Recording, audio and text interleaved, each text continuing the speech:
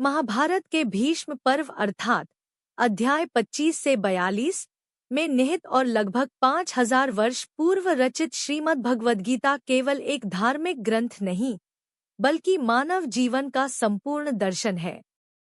18 अध्यायों और 700 श्लोकों में विस्तृत यह दिव्य संवाद अर्जुन विषादयोग से आरंभ होता है, जहां कुरुक्षेत्र में अपनों को सामने देख अर्जुन युद्ध से विमुख हो जाते हैं। इसके उत्तर में भगवान श्री कृष्ण सांख्ययोग द्वारा आत्मा की अमरता और स्थित प्रज्ञता का ज्ञान देते हैं। वे कर्मयोग, ज्ञान कर्म संन्यास योग और कर्म संन्यास योग के माध्यम से समझाते हैं कि जीवन से भागना नहीं बल्कि निष्काम भाव से कर्तव्य करना ही श्रेष्ठ है। आत्मसंयम योग में मन को वश में करने की ध्यान विधि बताने के बाद श्री कृष्ण विज्ञान योग, अक्षर ब्रह्म योग और राजविद्या राजगुह्य योग के जरिए ईश्वर के स्वरूप और भक्ति की महिमा का वर्णन करते हैं।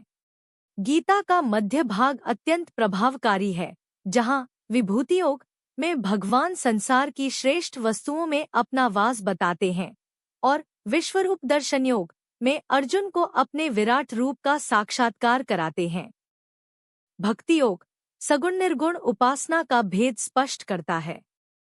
अंतिम 6 अध्याय दार्शनिक गहराई लिए हुए हैं।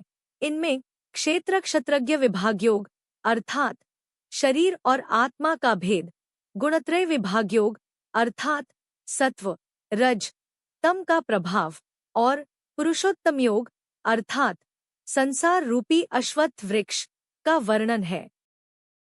दैवासुर संपद विभाग योग और श्रद्धात्रय विभाग योग मनुष्य के स्वभाव और खानपान का विश्लेषण करते हैं।